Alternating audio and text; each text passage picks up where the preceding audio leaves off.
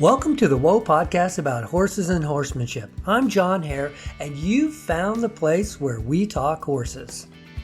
Today we have a previous guest on the show, Gabby Diakon. She's the owner of GMD Training and Yoga for Every Equestrian. Her mission statement is mindfully empowering equestrians. Good morning, Gabby. How are you doing? I am doing well. How are you? I'm doing good. Thanks for joining us on the show today. Yes, thank you so much for having me back. I really love being on this show. I want to just kind of catch up. It's been almost 2 years since you've been on the show. Last time we talked, we were right in the middle of, I think, everybody was quarantined and sitting at home, not being able to do much of anything. And you came through with yoga for every equestrian. And now that things are kind of loosening up, I wanted to catch up with you and see what good stuff you're doing now. Yes, absolutely. My goodness. It feels like 10 years have passed and none at all at the same time. I feel like COVID has had that effect. I don't remember anything that happened in 2022. I have no markers to do it. I mean, I had a good time for the most part, but that's exactly it. There's no distinct mile markers. That's very true. My birthdays, I keep forgetting how old I am. I think I lost a couple of them. So I'm sure that your yoga practice has expanded since then. I even noticed that you're doing a podcast. Let's start with how yoga is for equestrians has changed for you since we last talked, and what's the latest today? Yes. Oh, goodness. The 2 years, like I said, it feels like it's been forever and no time at all. And what I've really noticed throughout quarantine is a lot of people have been experiencing that fear and anxiety in the saddle, or maybe less of it because they get more time at home. But it's really opened up this door to a totally different conversation. And how my program originated was, and I believe I shared this in the last podcast, but it's very personal. So I do, of course, share my personal story. But my mom had passed. So I went and got my certification to teach yoga, which was extremely eye-opening and helped me so much through my grief and changed the way I rode, changed the way I went about everything. From there, after I had already had yoga for every equestrian, I got very sick for a year. They didn't know what was going on. It was affecting my joints, so I couldn't ride as much. And all of those old feelings of impatience and frustration really came back. And it wasn't until I found somatic work, which is really tuning into the body, that I found like this complete, and yoga is all about tuning into the body, but somatic work is the same but different.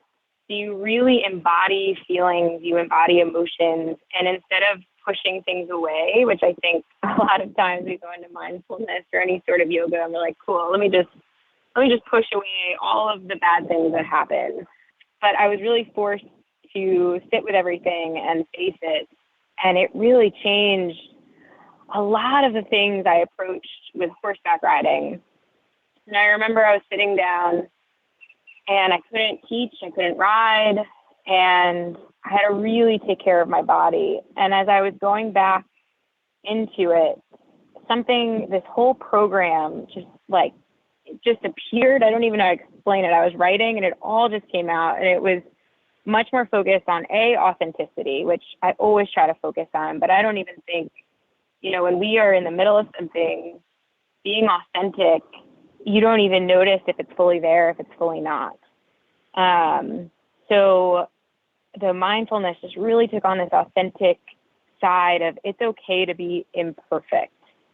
It's Right. okay to have fear. It's okay to be frustrated, whatever it may be.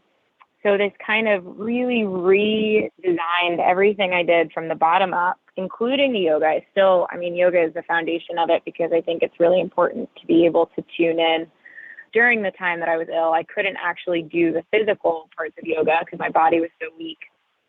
So I've learned how to integrate a lot more of the breathing and the sitting with things and the meditation and the kind of just being stuck in the places of discomfort. I like what you said about authenticity. When something's fake, we can really easily spot it. But when things are authentic, they're so natural that you don't always see it. And it just feels like and I'll bring it back to yoga, but like a flow. Like it's just in flow. There's no forcing. There's no feeling like you have to impress the wrong clientele or the wrong people. Like everybody has that perfect group that just works for them. Right. And how does this affect your horsemanship? I think the perfect example, and I'll just bring up a horse I have in right now. Her name is Millie. That was her temporary name, but it's stuck. She is a 5-year-old gypsy vanner, and she has never been touched. And I don't know too much about her background, unfortunately, but all I know is they said she was rarely handled. And from the way she acts, I think if she was handled, it wasn't in the most patient manner. Because she is extremely skittish and very nervous. So I have to be extremely patient with her. Patience is one thing, especially with horses. This morning, she really needs a halter on because she's only been here for about a week and a half.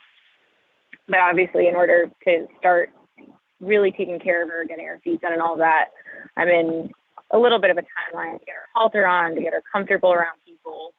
And it's that fine balance between that timeline and accepting the pace that the horse needs to go. So about 2 days ago, I went out. I said, okay, today's the day. We're going to do all these things. I had this whole agenda in front of me.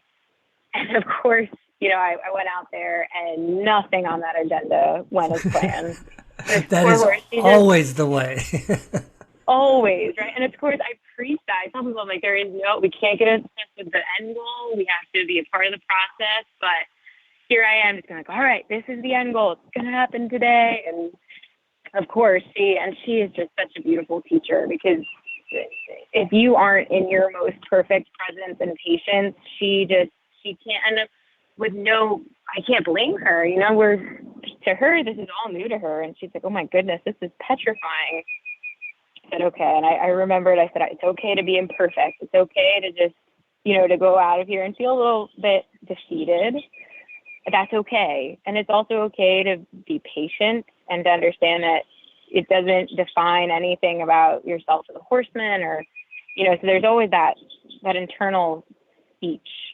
And I was saying last night to my Yoga for Every Equestrian group, which I do have every Wednesday night live. It's 7 p.m. Central, and we can get into that later too. But the replays are on my website for a membership. But I was saying to them, my first and foremost career is a overthinker. I was like, that's been my job since day one. I'm good at it. I know how to do it. So I think that's why I relate so well, and I have this mindfulness program, because, gosh, I know about overthinking and getting in our heads. Today, I didn't have any time planned. I just walked out there and was standing with her, and I was filming a breathwork video, and she was just super, really responsive and just wanted to stand in the middle with me, which, as we know as horsemen, and the reason we do it is, gosh, it just feels so good when they just choose to be there. And I had absolutely no agenda. I said, what, I'm just going to grab the halter and see. We'll just see how it goes today. And of course, it went right on. I think it took me very cool. 10 minutes out of the last session. She's just such a beautiful, I think that she came to me to remind me of really what my program is about, because she is such a beautiful teacher of just being in the moment and treating them all as individuals. And I really just today put myself in her hooves, if you will. And it just felt like such that connection part is really, it's why I do it. And it felt so good. I think Millie would explain the program the best. And it's interesting that you would say that you were shooting a video, because usually when I bring out a camera, the horse does exactly nothing what I want it to do. But I also think that, and just to make your point, that a lot of the times, if I'm focused on the camera or the shot that I need to make, I'm not present with the horse. And I think the horse sometimes feels that and says, hey, come get back to me when you're ready to focus. Yes, I could not agree more. I bet you if I brought that camera out to do a haltering video, there would have been no halter involved. It would have not gone as planned, but I think you're exactly right, because I brought the camera out to breathe and to go over a breathing exercise. She didn't feel my energy shift of going, hey, we're doing this right now. Right. That's such a good point. In your Wednesday night classes, tell me a little bit about those. How long are they and how many participants? Are you aware of the other participants when you're doing the class? I'm so glad you brought that up. It is an hour Wednesday night, 7 p.m. Central, which I believe you were 2 hours before me. It has formed over the years. I think my yoga classes used to be a bit more active and a bit more focused on stretching the muscles and activating the muscles that we need for riding, which I still incorporate because I just love to learn. I'm an equestrian nerd. I think it's really cool to notice how our hip flexors help us engage our core. So we touch on all those things, and we stretch in a much more restorative and gentle way, because I think as equestrians, we put a lot of pressure on ourselves. I think we're already in industry, a sport, and just the type of person, in my experience, that wants and expects perfection, which is ironic because we work with animals that have their own minds. Mm-hmm. The perfection there is no such thing.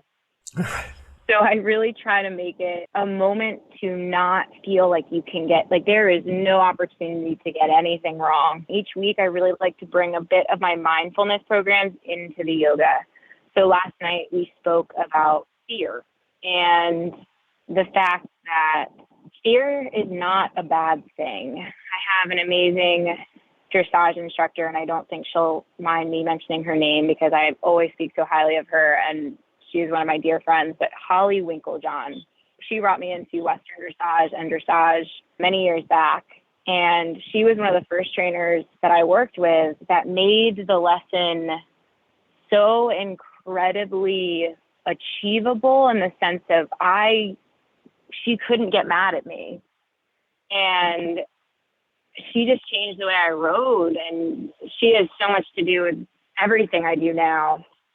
And so me and her will have discussions, and sometimes we'll put it on Facebook Live, but mostly we just end up going into tangents, which I'll try my best not to do because I tend to be a rambler.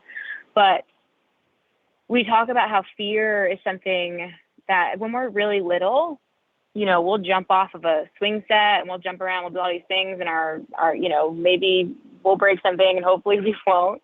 And then as we get older, we go, oh, these brain cells start to evolve, and we start to go, oh, I have things to preserve. I like to keep my arms where they are. I like to keep my ribs in place.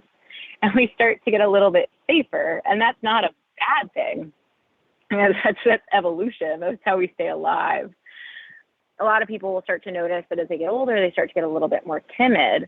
And I just think the way that she phrases it is incredible. I mean, she just really has a way to tell people that it's not a bad thing to get safer as you get older. So a lot of it is a big perspective change and creating safety and boundaries for ourselves. Not everybody has to get on every horse. If there's a horse that we don't feel the safest around, there may be somebody out there that is the perfect fit for them.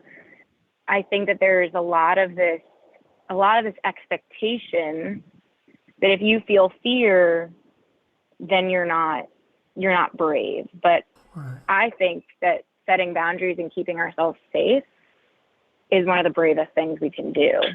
And that's one of the reasons I like talking to you so much, is that you're down to earth. You'll make fun of yourself, and the mistakes that you make, you'll acknowledge. And we should be more timid as we get older. When I fell out of a tree when I was 10 years old, I just kind of bounced and got back up, and I was maybe sore for a couple of days.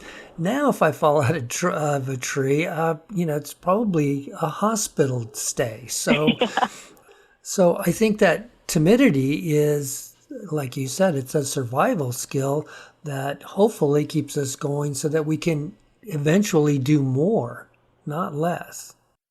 Yes. Oh, I love the way you just put that. We keep ourselves safe so we can do more. Right. There is no reason to put yourself in a situation that's going to take you away from your passion. I think that was such a perfect sentence right there. I may steal thank that you. from you if you don't mind. Okay, by all means. It's funny because when I first got back into teaching, and I'll share, like I said, authentically, so I started off hunter jumpers, and I did jumpers, and I was never the most skilled at it, but I always worked really hard at it so that eventually I got to the point where I could train, I could teach, and I learned from some amazing people. But there is something, me and jumps, even at my best when I was really educated, I got kind of sick of having my ribs move out of where they should be whenever, something went wrong or I fell.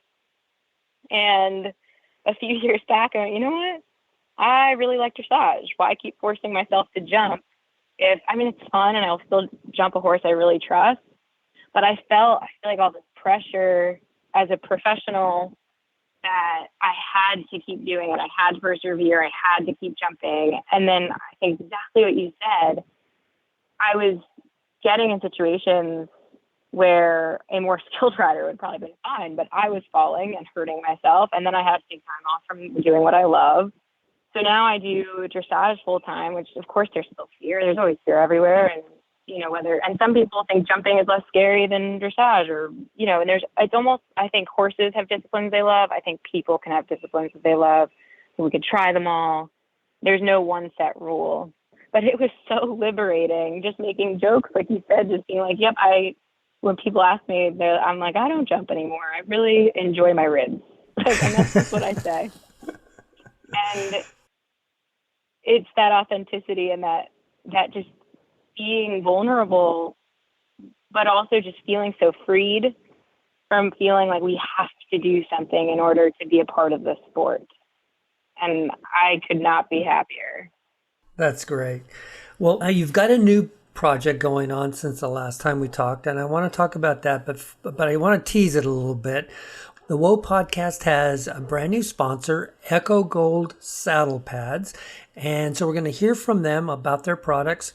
But when we get back, Gabby, I'd like you to talk about your podcast, Rolling My Third Eye.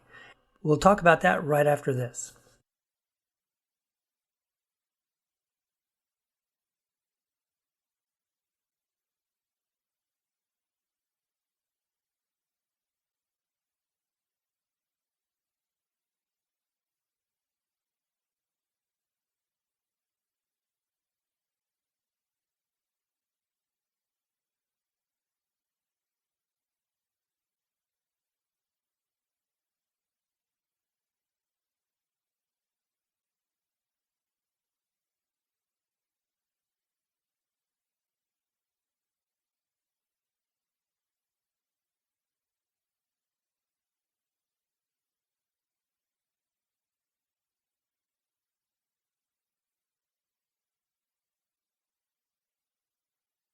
We're back, and Gabby, tell me about your Rolling the Third Eye podcast. I love the name of that, by the way.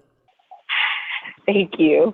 That was my graphic designer is incredibly talented, and she's also one of my dearest friends. So she really helped inspire the name of that, because with the theme of authenticity, I was in a very professional mode for so long starting my business that I think I lost a little bit of I like to think of myself as down to earth, and, I like to joke around with my clients. And then when people would see me on the internet, I feel like it became this super professional image. So I wanted to create a meditation platform that just embodied fun. It doesn't have to be so serious. As one of my clients said, which was probably the best compliment I could have received, but she said, I feel like we've done so much work on ourselves, but it hasn't felt like work at all. Oh. And that is what I hope to bring to every single mindfulness session that I teach, because the group and we just laughed, and I forgot I was working, and we just had such a blast.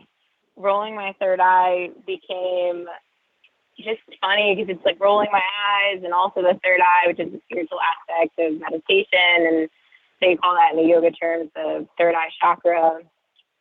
But I feel like sometimes too, there's so much pressure on ourselves, like I've said so many times already, but in the equestrian world, but also just in the mindfulness world. Like people are like, if you're not using this very certain type of this, then you're not meditating. And I think that that's silly. I think that we can all enjoy presence and mindfulness and just have a certain humor going about life. Right.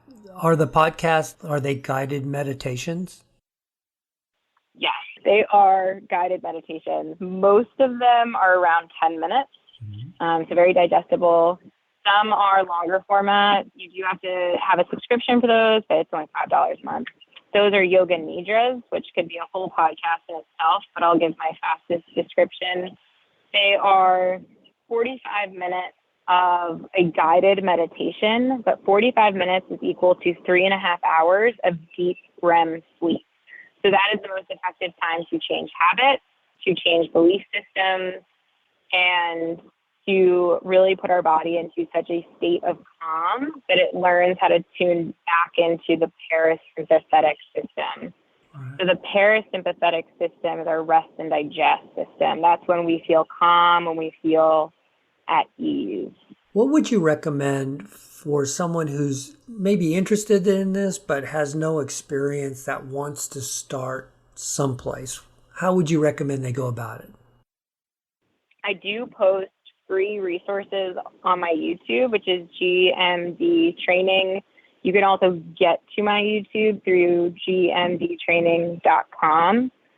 And there's a lot of short videos geared towards exactly that, just kind of wanting to get a feel for it. Mm-hmm. And to be totally honest, there are so many amazing resources with short meditations. And I don't think that there's anything specifically. I think doing something that you enjoy is the most important. So I remember when I first got into meditation and yoga, I felt like I had to sit down for an hour and I had to do all of these things. And that's not very attractive to maintain. You know, that's not something, Right. if you force yourself to do anything. When you look forward to doing something, you go, oh, an hour? I got to commit a whole hour to it? But you don't have to start with that, right? Exactly. And eventually maybe you're going to crave an hour. You're going to go, I really hope I have an hour. So there's something I've been doing recently that is so easy. And also I just love coffee so much. So I make a commitment to myself that in the morning I will sit with my coffee and either listen to a guided meditation or listen to nothing at all and just sit with my thoughts. That is such a good way to just create one habit of being like with yourself, just taking a moment to be with your thoughts.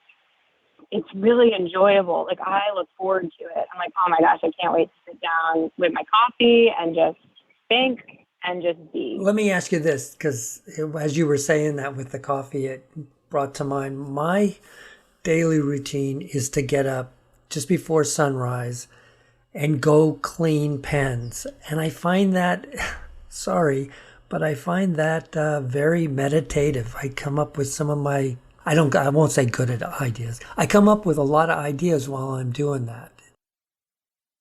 Yes, that is one of the best places, I think, too. And as I've gotten more into the mindfulness, I think I appreciate that time so much more than, you know, when I was younger and mucking stalls. I was like, oh gosh, why do I have to do this? But now I'm like, oh, I can't, right? I could not agree more.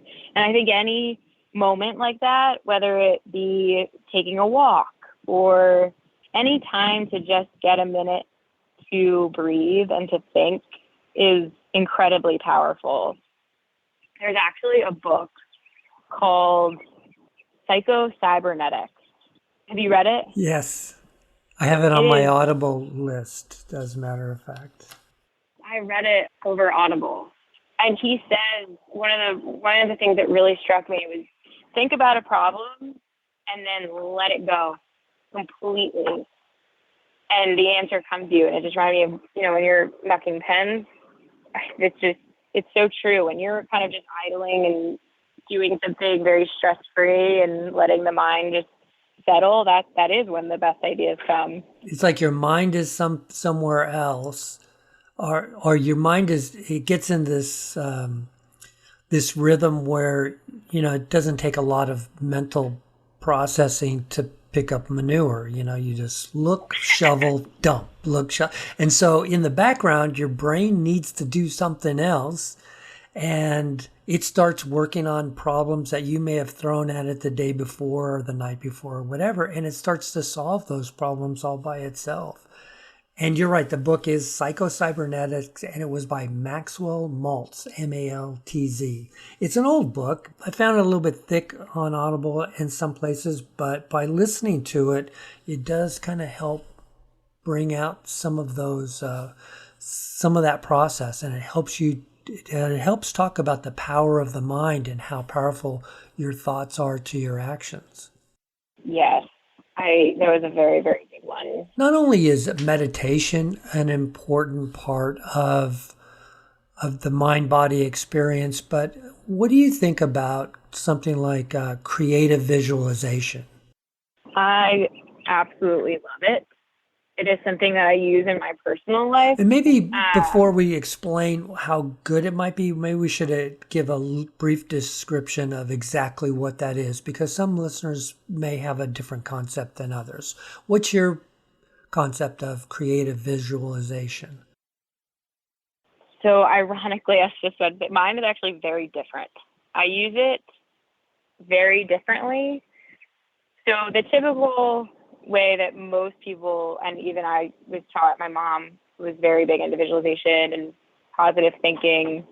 So it's usually taught to see, hear, like really get yourself into a meditative state where you can see exactly what you want to happen. So if you have an exact goal in mind, you visualize what it would feel like, all of those things. And it's become super interesting because coming from that area and working with a lot of clients, that can be a little bit stress inducing, which I will touch upon, and this will all come full circle. But okay. It's interesting because I think that with that, we speak a lot about in my programs, that perfectionist mindset. We feel like if we're not visualizing perfectly, if we're not, if the results aren't coming right away, if all these things aren't happening, then we're failing at it, or we're not doing it right. We're not allowed. I think the biggest thing too is we're not allowed to change our goals and our plans, and we're not allowed to change our dreams, because that happens to me sometimes. When I have this visualization, I keep visualizing it, and then I realize that my dreams may change a little bit. I'll be like, oh no, but I spent all the time visualizing, like that can't be right, that can't be right.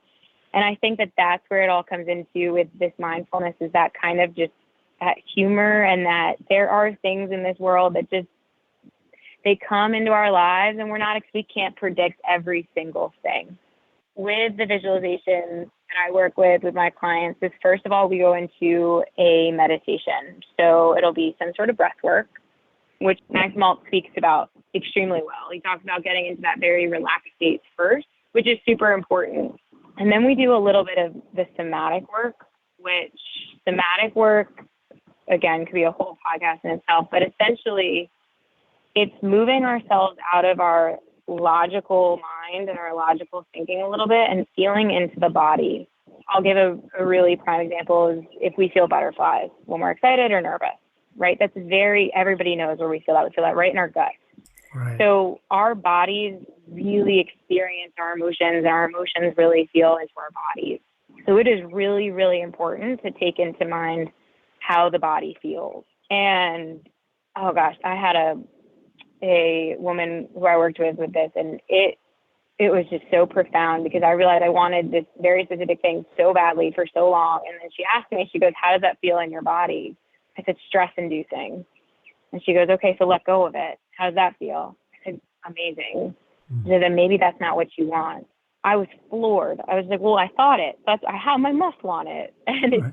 I'm one of those people, I get really stubborn. I'm like, no, that's what I want. I know I want it. And then my body goes, I don't think you really want it that much. I think maybe this is the path. And ironically, that was actually before I started this program. I was really competitive, and I wanted to keep competing. And I still compete for fun, but it wasn't, I would think I was making it way too much of my priority, which just wasn't fitting right with what I really wanted, which was super interesting. So first we do that. We go into the goals and the dreams. And I had one trainer come to me and say, before we started this visualization, their homework, so we did it in a 4-part series, and they had workshops once a week. The homework after the second workshop was, next week we're going to visualize. So I want you guys to come up with your goals. And she asked me, she said, I'm having a really hard time with this one. I said, what about? And she said, I feel like I don't want anything else, and that's so hard for me. And I was so amazed by her words and the way that I said, because you have exactly what you want, and that's beautiful. She had a beautiful facility. She had great students. She was so happy and so fulfilled. And she felt so much guilt about not having that next goal to strive for. And that was so profound. And a lot of the work we do too is we sit down with the goals. And so her visualization assignment was just to feel calm and allow herself to feel present. That was it. I think we feel this so much pressure to want more, to do more. And when we give ourselves permission to tune into the body and think about what fits right with us, it may be something different. It may be exactly what you think you want. But there's this way to feel into the body of, does something feel safe? Does it feel like you're excited for it? Or does it make you feel extremely stressed and overwhelmed? I think we need to change the name of goal setting. I think a lot of people hear that goal setting word, and it's kind of a turnoff. We all go grocery shopping. And if we go grocery shopping with just a mental list, we always screw it up. But if you write down a list, it almost always is less expensive, less time involved. You know exactly where you're going. You know exactly what to get. But if you try to do it mentally, you always forget something at the store. So I think that's the way I think of goal setting is sometimes you have to stop, take time, write down what you really want. And because a lot of times you'll write down something and you'll look at it and you go, wait a minute, as a goal, is this really what I want? Does that make sense? 100%. I think that's such a great way of saying it. And also with a grocery list, you can scratch something off if you don't need it or you don't want it. Right. And you can add something later. I think that's such a great way to look at it. But people talk about 5-year goals and 10-year goals, and I tend to think that that's too grandiose. I find personally morning journal entry keeps me on track. I'll write down what I'm working towards, and then as the pages get flipped, I can see, hey, what about this I was looking at? Well, it must not have been that important to me. Otherwise, I would be continuing to write down, I need to do this, or I need to focus here. I love that. I do my morning pages, which people can look up. There's it's artist way, but I just journal in the morning. So if I do the exact same thing, I will look back in my business journal and I'll go, oh, I had that idea for a clinic. And sometimes I'll look back and go, oh, that's a great idea. Let me do that. But I completely agree where I'll look and something will seem so important one day. And then a few months later, I'll go, you know what? I don't think that was in line with what I want for my business. I'm glad I didn't continue it, or I'm glad I kept writing it. And I think that's such a good point is, sometimes it does change. Right. But also writing helps keep it in path at the same time. It makes it a little bit more concrete. When I journal in the morning, it's 10 minutes. I don't spend a lot of time. I just try to throw ideas out there as much as I can, how I'm feeling, what I'm doing, and what I hope to accomplish that day. So it does give me some sort of guidance throughout the week. Oh, I could not agree more. That is such a powerful thing. And like you said, even just 10 minutes. It turns on your logical mind of going out of the emotion state if you're feeling overwhelmed.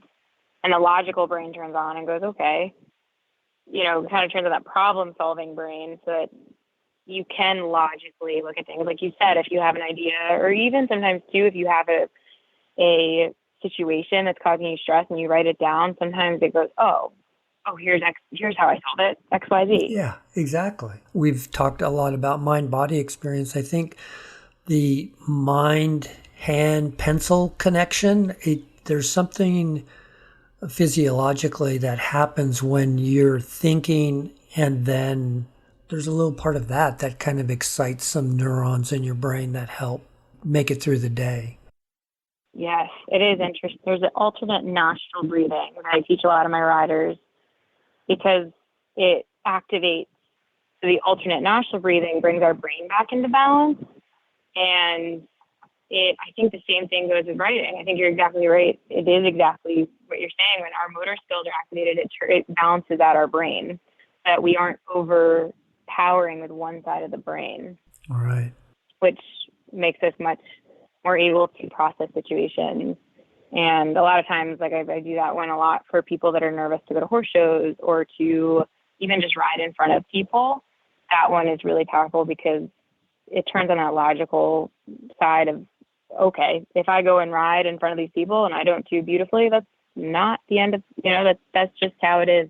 Right. So yeah, anything to balance that out. I think that's such a valid and great point about the motor skills turning on. It's been fun talking to you and catching up with you, Gabby.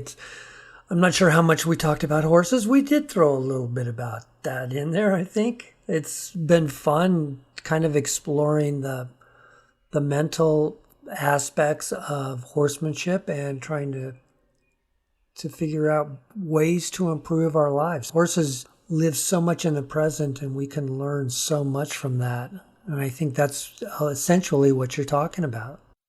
Yes. Working with horses is much more about working with ourselves. It's funny when we start to notice the more that we work, the more we improve our lives, the more we improve their lives. Right. And I've really seen that in my riders and my horses, and they respond so much to us being present with them. Very cool. And so if people want to find out more about GMD training, where shall we send them? So my website is gmdtraining.com. There is the Yoga for Every Equestrian is on there. My private one-on-one mindfulness sessions are on there. You just have to send me an email. My other biggest platform is my Instagram, which is at Gabby Diakon, GABBY And my YouTube is GMD Training. Plus my podcast, which is on all podcast platforms at Rolling My Third Eye, which you can also find the link on my Instagram and on my website.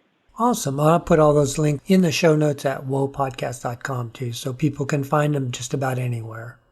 Well, thank you so much for having me. I always enjoy our conversations, and they always take us places that very interesting. That's what I like. The podcast is about exploring different avenues, and there's a lot of stuff to explore. I hope I never stop learning different things, because life would get boring then.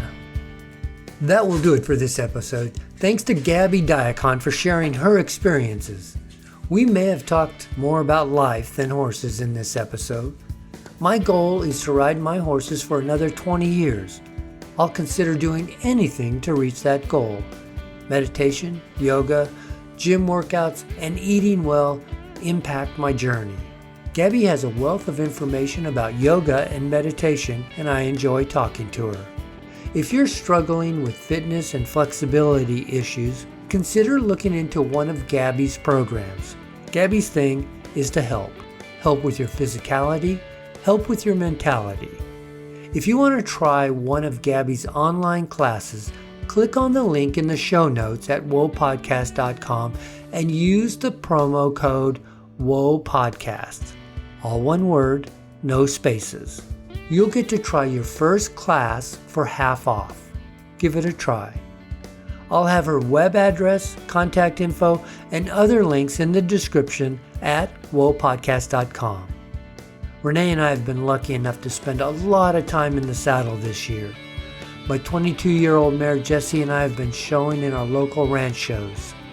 I chronicle some of our horse adventures on my YouTube channel, John Hare and Horses, if you're interested. As always, if you'd like to share a story or experience about your horse or suggest a guest, let's hear it. Send an email to john at whoapodcast.com, or connect with me on Facebook, Twitter, or Instagram under the name Whoa Podcast. It's great hearing from you.